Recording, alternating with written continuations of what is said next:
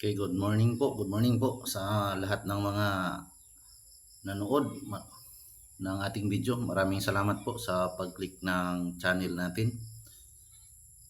Ang topic natin ngayon ay about sa gano-therapy.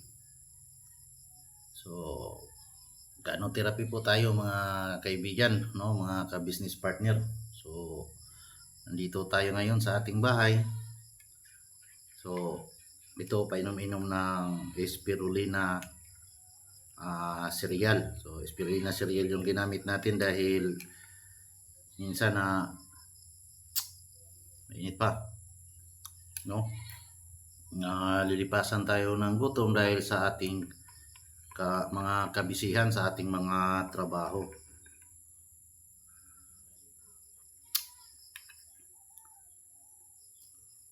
So,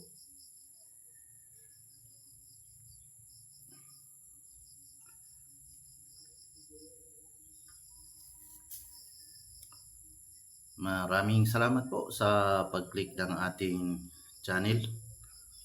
Good morning po sa lahat mga ka-business partner. So, ito ay busy tayo sa ating trabaho dahil tayo ay isang guro at minom tayo ng spirulina cereal, no? So, maraming salamat din sa pag-click ng channel at sana suportahan nyo ang aking channel at nang marami pa tayong matutunan. So, by the way, I am Mr. Ronald A. Romero, mga kaguro, kaibigan, mga ka-business partner. So, ang topic natin ngayon ay about sa ating gano-therapy, no? So, marami kasi ang nagtatanong at nagtataka bakit yung mga products natin ay sa iba ay halos walang epekto. Yun ang na-observe nila. So, nagtataka lang tayo kung paano nila ginagamit yun, no? So, marami ang nag-alinlangan sa mga product natin. Unang-una, mag-aalinlangan ng isang tao dahil wala siyang knowledge o kaya kaalaman sa paggamit ng mga produkto. Wala siyang tiwala sa produkto o wala siyang tiwala sa taong nag-imbita sa kanya. Unang-una mga kaibigan, dito kailangan natin kumbinsihin ang ating sarili bago ang ibang tao. Sikan dyan ay ating pag-aralan kung ano yung benepisyo ng ating products, kung ano ang tamang paggamit.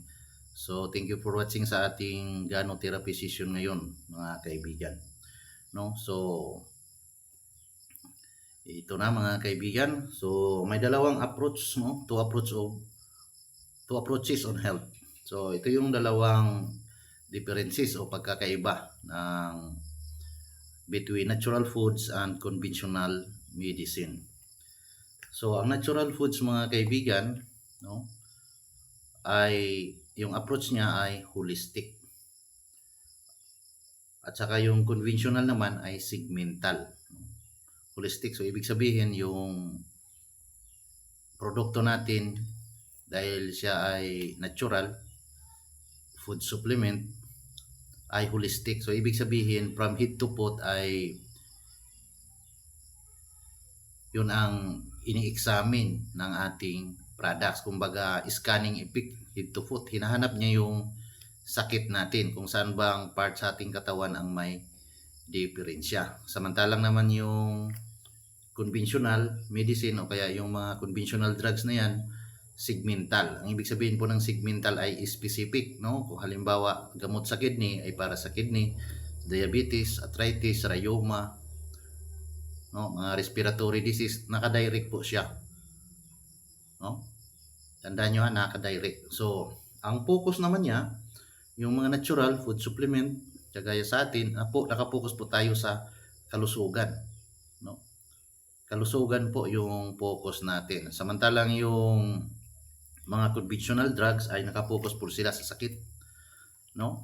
So, hindi mo kailangang uminom ng drugs o kaya medicine kung wala kang sakit, no? Samantalang yung natural ay anytime pwede tayong uminom ng mga food supplement, no? Kasi yung mga segmental drugs, yung ibig sabihin yung specific sa kidney. So pag ininom mo, so para gamot sa kidney, gamot sa arthritis, gamot sa diabetes. So ganyan yan mga kaibigan. So ano naman yung method niya, no? Yung method naman niya kaibigan ay prevention. Sabi ang prevent yung sa natural foods, yung sa food supplement, prevention, no? To prevent. Then yung segmental naman, yung conventional drugs naman o kaya yung mga conventional medicine nabibili natin sa mga butika, focus on curing, no?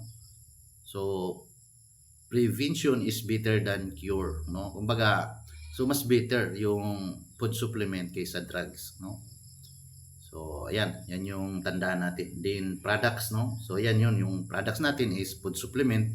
Then yung ano naman, conventional medicine ay nakapokus siya sa gamot o kaya drugs. No, yung goal naman natin is overall wellness, no? Para sa kabutihang panlahat, no? Yung drugs ay nakapokus siya sa for correction, no? For correction, i-correct niya yung mga yung mga diseases na yan. So sana naintindihan niyo yun, yung pagkakaiba ng dalawa between natural foods and conventional medicine. So sa madaling salita, between food supplement and drugs yung pagkakaiba ng dalawa. So next naman ang pag-usapan natin mga kaibigan, yung 4 pillars of health, no? Four pillars of health. So dito makikita natin yung positive mental attitude, no? Kasi marami kasi mga kaibigan, mga ka-business partner na hindi sila gumagaling dahil wala silang positive mental attitude. Kumbaga hindi sila naniniwala, ayaw nilang inumin, hindi sila sumusunod doon sa tamang proseso ng pag-inom, no? Kahit naman sa drugs ay posibleng ganun din kung wala ka namang tiwala sa drugs. So pinapaalahanan ko lang na dito po ay lang tayo yung dinimo natin. So differentiate between drugs and food supplement. Okay? So healthy lifestyle, no? So ganun din. Kailangan natin ng healthy lifestyle, din healthy diet, kailangan mag-diet tayo, din food supplement. Yan yung 4 pillars of health, no? So supplementation, healthy diet, no? Yung tamang pagkain. So paano ba natin malalaman mayroon pa bang tamang pagkain ngayon? So halos wala nang tama. So kailangan natin ng supplementation. Kaya magkakasama yan, no? Yung healthy lifestyle, so kailangan natin maglakad-lakad, mag-exercise, mag-ehersisyo, no? So yan, kailangan natin gawin yan, no? Magpapawis tayo paminsan-minsan. So tandaan natin yan, yung 4 pillars of health, positive mental attitude, healthy lifestyle, healthy diet, then supplementation, kaibigan. So next naman dito kaibigan, yung pag-aaralan natin ay ang between toxin and imbalance. So what is the difference between toxin and imbalance? So toxin and imbalance of the body are caused by internal and external factors such as stress, modern lifestyle, free radicals, air pollution, polluted water, chemicals, drugs, etc. No? Yan yung toxin and imbalance of the body. So yan daw, dyan daw nanggaling yung toxin and imbalance of the body from external and internal factors sa ating katawan, such as stress, modern lifestyle, free radicals, air pollution, water polluted, chemicals, drugs, etc. So halos wala na tayong mapagpilian dyan. So kasama na dyan mga kaibigan yung eating habit natin. So too much eat, no? So malakas tayong kumain, no? Too much eat, then eat too open. So palaging kumakain, no? Halos 4 na beses, 5 beses sa araw. So maraming factors yan dyan na dapat yung pag ninunguya mo yung pagkain, dapat dahan-dahan at saka nguyain mo daw ng 100 times, sabi ng teacher ko dati, no? So eat too fast, no? Malakas kumain, halos hindi na ninunguya, nilulunok na lang diretso, no? So makakos din yan ng toxin at saka imbalance kasi nga hindi na digest ng maayos yung pagkain natin. So eat too much acidic food, no?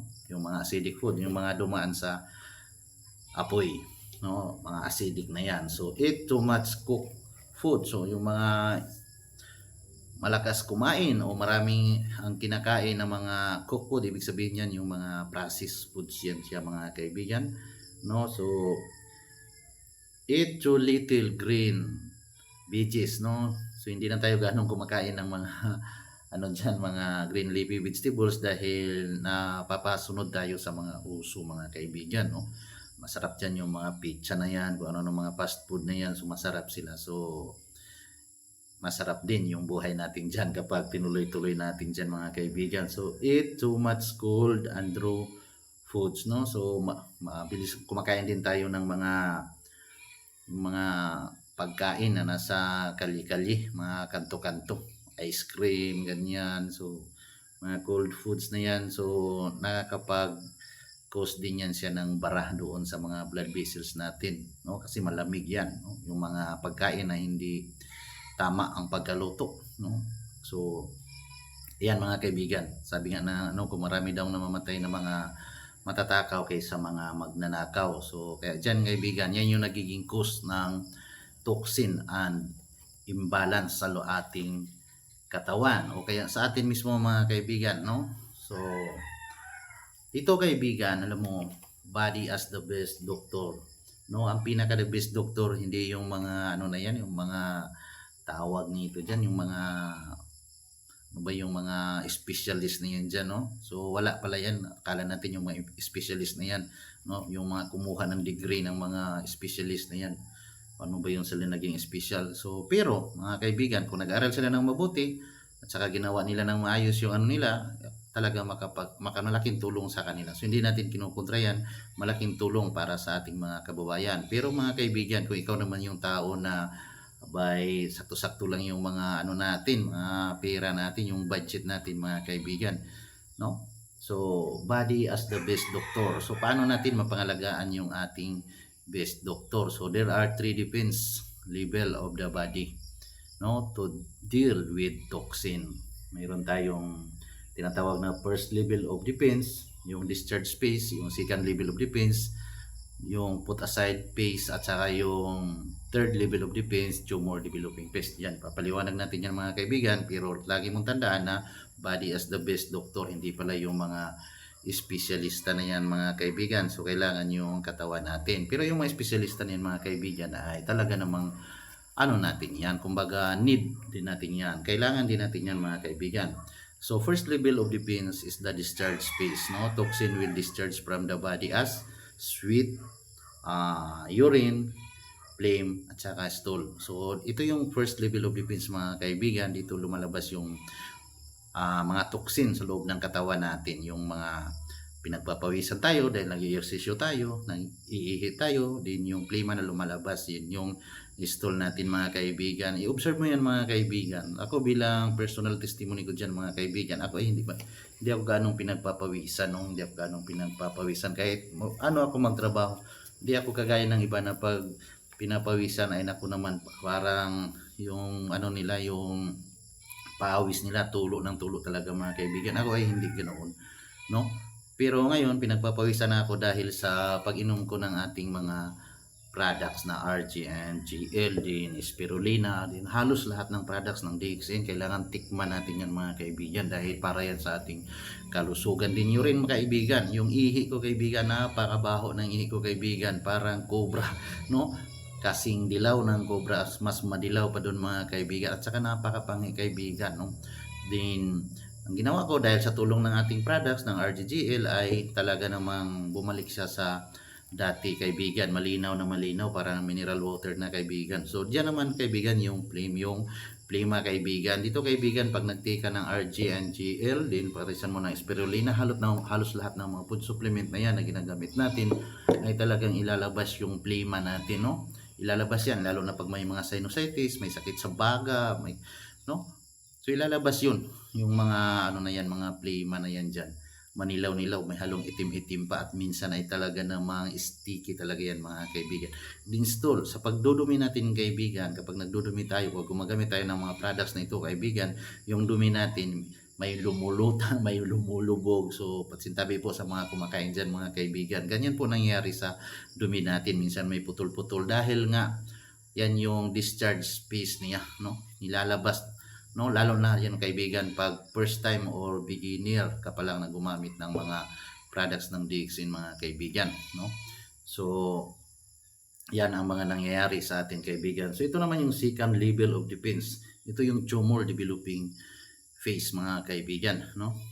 Ah, put aside phase, no? Put aside phase yung second level of defense, put aside phase. So toxin will be crystallized or combined with inner materials, no? Crystallized into the uric acid and stone combined with inert materials to form cholesterol and fat, no? So kailangan din naman, no, yung ano na yan, yung good cholesterol. Meron tayong good cholesterol at saka fats mga kaibigan. So diyan kaibigan, so i-develop niya, no? Nagiging crystallized into uric acid and stone, parang bato, no? Ang nangyayari diyan kaibigan, yung mga hirap umihi kaya nagkakaroon ng kidney stones dahil yan nga pinorm niya to uric acid and stone, no? Dahil ano na siya, nagiging matigas, nagiging bato, no? So, kailangan ilabas, durugin yan, lalo sa may mga kidney stones, no? Yung tatay ko mga kaibigan, ano siya, nagkakatitir na siya dahil sa ganyan, mahilig kasi sa alat, no? Pero, yan mga kaibigan, nung nag-ano siya kaibigan, ito yung pinainom ko na sa kanya, yung na-confirm na talaga na RG and GL na yung pinapagamit ko sa kanya kaibigan. So, salamat siya, nakikilala ko yung DXN, ngayon ay gumagaling na siya. So, praise God, at saka, medyo okay na talaga yung kalagayan niya kaibigan. So tuloy-tuloy lang sa paggamit, no? Dahil tuloy-tuloy din naman tayong kumakain, tuloy-tuloy na pumapasok yung mga toxic waste sa loob ng katawan natin. So ila-ila lang doon yung mga nakukuha mga kaibigan. So yan kaibigan, tandaan natin yan, yung uric acid na yan kaibigan, pag lumabas, na-develop yan sa loob ng katawan natin yan, nagiging crystallize yan, nagiging stone, nagiging bato, ay nagiging barado yan doon sa loob ng ating mga blood vessels mga kaibigan. So next is the third level of defense, yung tumor developing phase mga kaibigan, no? So toxin that cannot be discharged from the body after a long period of time, so will develop into health problems such as tumor. So yan kaibigan, no?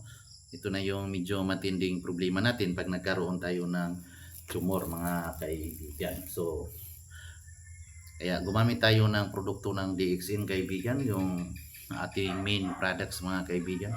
Ganoderma supports the body. So Ganoderma lucidum, no? Ito yung scientific name ng ating red mushroom. So Gano means bright, shiny skin, no?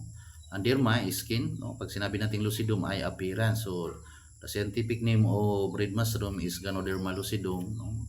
The Ganoderma lucidum is harvested from 90-day old red mushroom. Yan yung Ganoderma lucidum.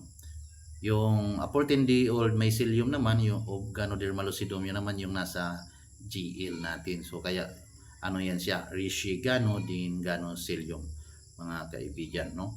So ang history ng mushroom kaibigan, so bigyan ko lang kayo ng konting idea about dyan sa history ng mushroom na talagang isa siya sa pinaka-superior, no? Superior quality of herbs. Mas mataas siya kumpara sa ginseng, Korean ginseng or ano ba dyan, aloe vera, no? Mas mataas na klase itong red mushroom na yan kaibigan. Kaya yan yung pinaka-main natin, pinaka-main products natin, yung Ganoderma lucidum o kaya yung red mushroom. So meron siyang mga tinatawag nito kaibigan na mga nutrients, no? Mga phytonutrients, no?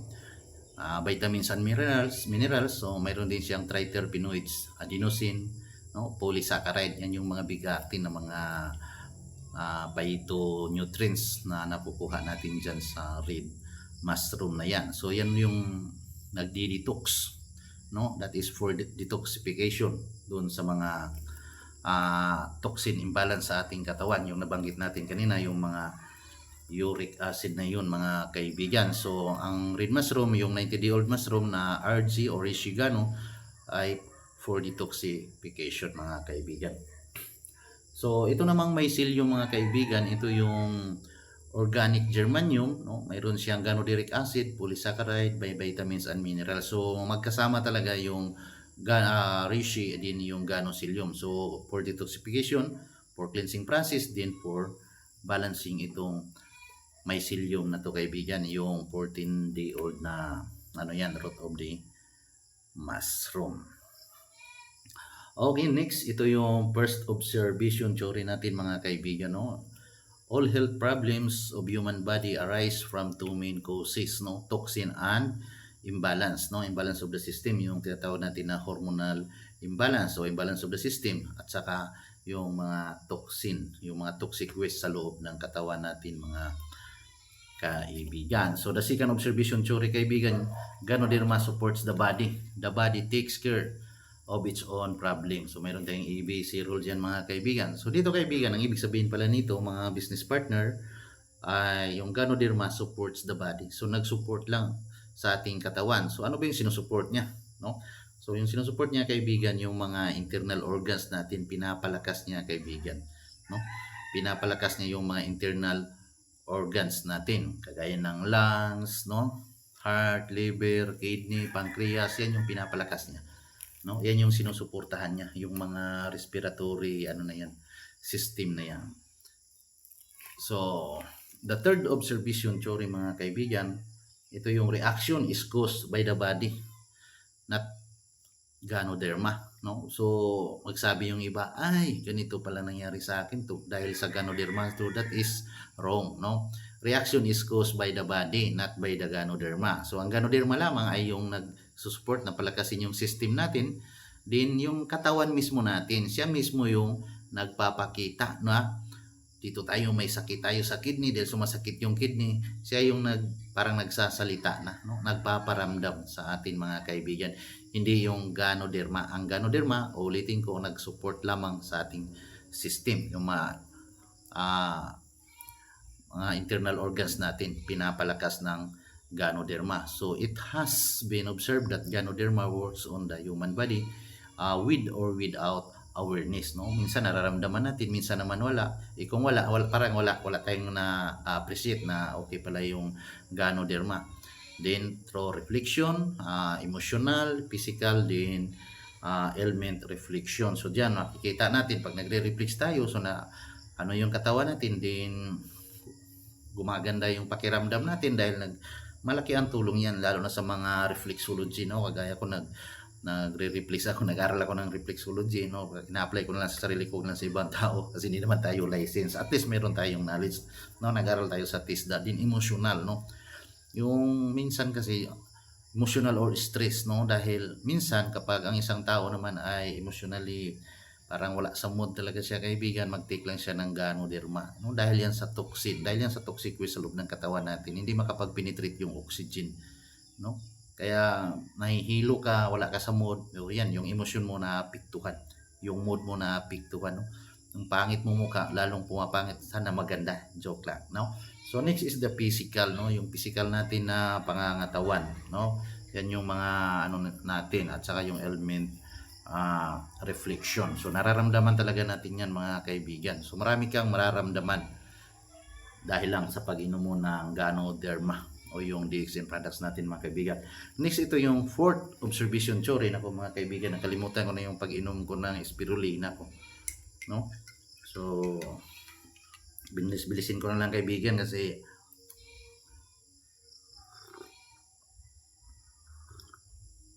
baka antukin kayo dyan, no? So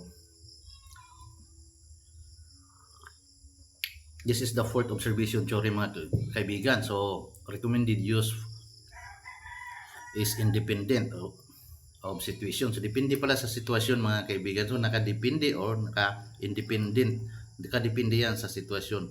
So pero yung tinuro sa atin dito, kaibigan, 1, 2, 4, 6 way of consumption for general health maintenance, no?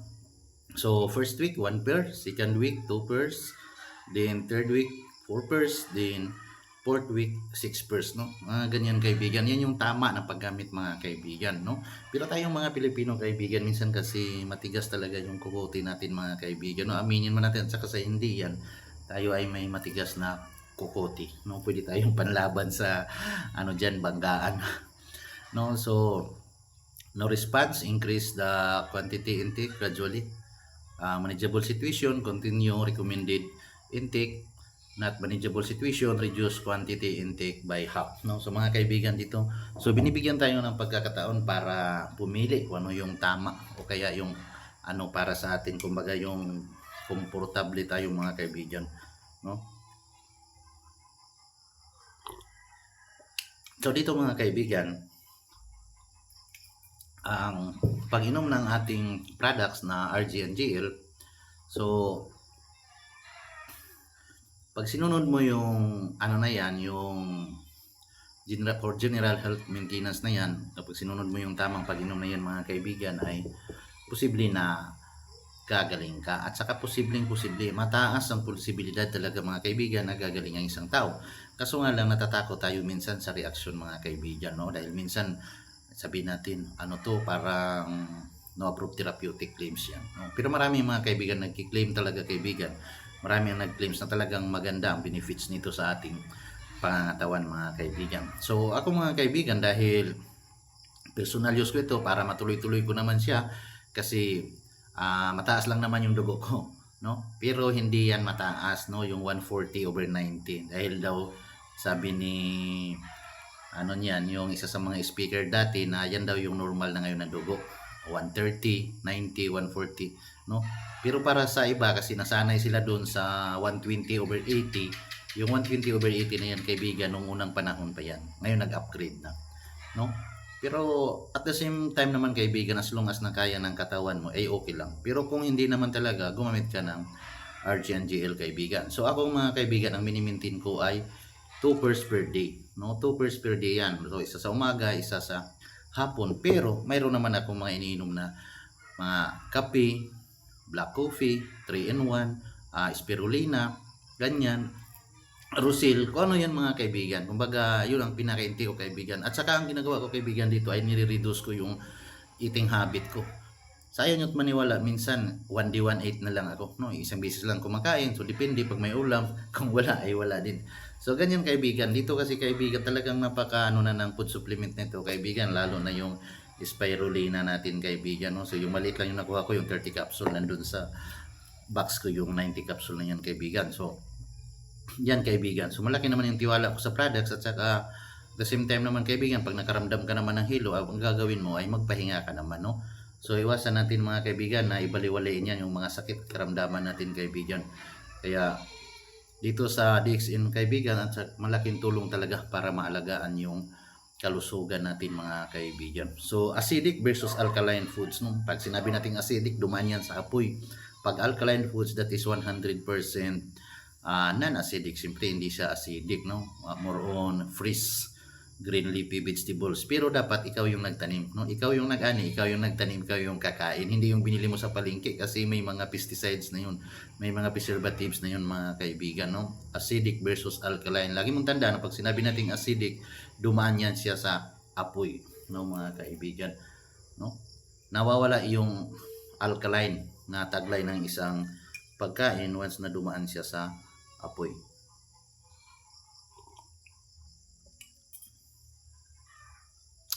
Okay mga kaibigan, meron tayong mga products na mayaman o kaya mataas sa alkaline, no?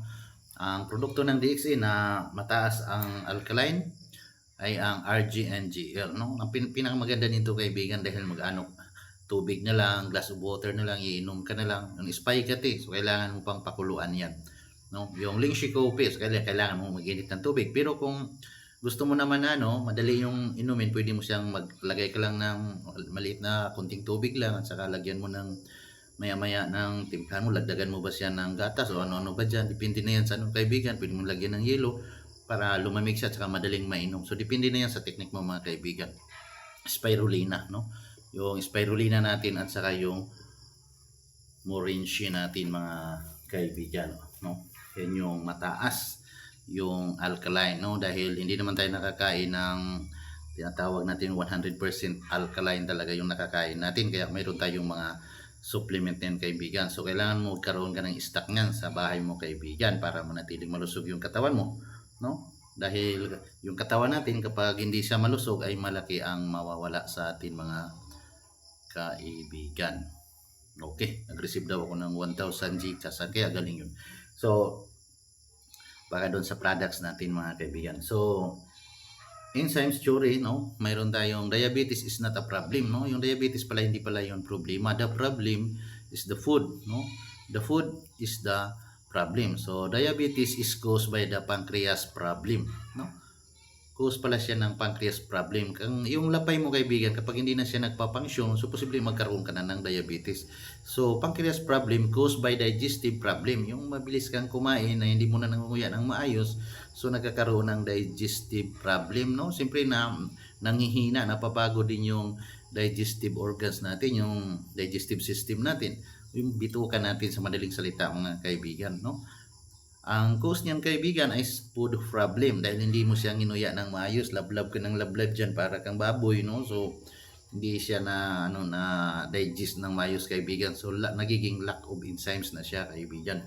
So yan, kaya kailangan nguyain mo ng maayos, no? Nasa yan, kailangan nasa Bible yan, kailangan nguyain natin na maayos yung mga pagkain natin para matunaw din siya ng maayos, para yung mga nutrients niya mga kaibigan ay ma-absorb ng ating katawan.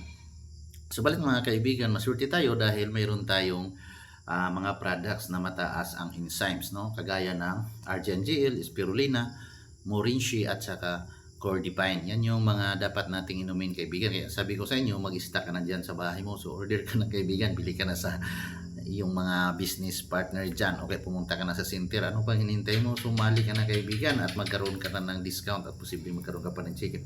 So yan yung mga kaibigan, yung mga mga products na yan na mataas din yung yung enzymes niya mga kaibigan. So tandaan mo yung green cherry. What is green cherry? So the cycle of red blood production. So dito natin nalaman kaibigan na mayroon yung pala natin, yung red bloods pala natin, yung red blood cells natin ay inaayos pala yan, no? Inaayos, ibig sabihin sinasala, parang nire-recycle kaibigan, no? So the cycle of red blood production, when red blood cells die, it is sent to the spleen, no? The spleen for decomposition. So pag decompose na siya, so it's sent to the liver. Then further decomposition, it's sent to the kidney, no? Then papunta sa bone marrow natin. Yung bone marrow natin nagpo-produce naman siya ng hemoglobin, din isi-send naman niya bilang isang recycled red blood cells, no? Nagre-recycle lang siya mga kaibigan. Yan yung tandaan natin mga kaibigan, no? Yung red blood cells natin, no? After 120 days namamatayan siya, no? Kaya kailangan niyang i-recycle, no? I-recycle ng spleen papunta sa liver, papunta sa kidney, din papunta naman sa bone marrow. Ayan mga kaibigan, tandaan mo yan, lalagay mo sa kokoti mga kaibigan para lagi tayong nagkaroon ng kaalaman o knowledge mga kaibigan. So dito sa spirulina naman mga kaibigan, yung spirulina natin kaibigan, no, ito yung iniinom ko mga kaibigan, yung spirulina cereal, no? So ito yung iniinom ko mga kaibigan, spirulina cereal. Meron tayong tablet, mayroon din tayong capsule. So mamili ka na lang kaibigan. So napakaganda niyan, 100% alkaline foods yan mga kaibigan. So ano ba yung benepisyo na nakukuha natin mga kaibigan dito sa spirulina? So spirulina benefits complete food source, no? Food for the future. Good quality protein. So mataas yung protein niya kaibigan, yung spirulina natin, no? Good quality carbohydrate, then good quality fat, good quality fiber, no? Good quality phytonutrients, wide range of vitamins, no? Mayroon din siyang good quality chlorophyll, din food orchestra. So ito yung tinagurian mga kaibigan na food for the future, no? So ang spirulina kaibigan, mayroon tayong sariling production yan. Ang ating founder, yung may-ari na si Dr. Lim Xiaojin, yun yung pinaka-founder natin, yung may-ari ng Dixon International. So blessed tayo dahil nakilala natin siya, at saka yung mga products na ginawa ng ating Do you know what is good for your stomach is good for your face? kaibigan na Do you also know that our what skin is the good largest for your digestive stomach organ is of the good for body? your Because skin, of these, no? you can apply Ayan, mga our kaibigan, meron din RG, tayong mga GL, cosmetics Spirulina, and products, even mga Ling Z kaibigan, Coffee no? 3 in Pang-chow-chow 1 dyan sa on mga your mukha face natin, as a no? Tingnan mask mo mukha for natin, no? beautification Gwapo or na even the gwapo. whole body. No? So Furthermore, mayroon tayong our mga skin is being kaibigan, exposed to too much inalagaan yung toxin, free mga radicals, mukha chemicals, natin, mga radiation, and kaibigan, no? stress. Mayroon tayong mga DXN personal care products are natural sabon, products shampoo, that serve to protect the toothpaste, no? skin and also as a Mayroong mga nutrition for oil, aloe vera, facial cleanser, toner. So, yan dyan mga kaibigan, no? Gamitin natin lahat yan mga kaibigan, no? Dahil yan naman ay business natin, no? Business natin yan mga kaibigan. So, dito kaibigan ay tinatanong nila kung sino ba yung mga pwedeng gumamit ng ating mga products kaibigan. So, ang pwedeng gumamit ng ating mga products kaibigan ay tayong lahat, no? Basta member ka kaibigan, ako napakaganda nito dahil mayroon kang discount at pwede kang kumita. So, 7 groups of consumers, no? Number 1 dito yung mga pregnant woman, no? Mga buntis na mga babae, hindi yung buntis na mga lalaki. Pero mga kaibigan, kasama din yun, yung mga buntis na mga lalaki. Kailangan din nilang gumamit nito. Then infant, yung mga baby, no? Mga bata, mga toddlers. Din mga school children, students, no? Gumamit sila nito dahil meron tayong cleanser at saka balancer. Lalo na yung GL natin mga kaibigan, ako pampatalino to, no? Pampatalino siya. Itong GL natin. Din mayroon tayong teenager, no? Yung mga nagdadalaga at ng mga nagbibidata. Din yung mga married couples, yung mga nag-aasawa mga kaibigan. Din yung mga senior na mga matanda na ba, matiguwang na mga kaibigan. Din especially yung mga sick people, yung mga may karamdaman o kaya yung mga may sakit kaibigan. So, yan yung tanda nyo kaibigan. So, ibig sabihin kaibigan, sa pinagbubuntis ka pa lang hanggang doon sa pagtanda mo, hanggang nagkasakit ka ay pwedeng gumamit. So, ibig sabihin, everybody, para sa lahat, pwede tayong gumamit nito, kaibigan. So, sana may natutunan ka sa ating discussion ngayon sa Gano'Therapy Session. So, don't forget to like, comment, and subscribe. Then, share it to your friends.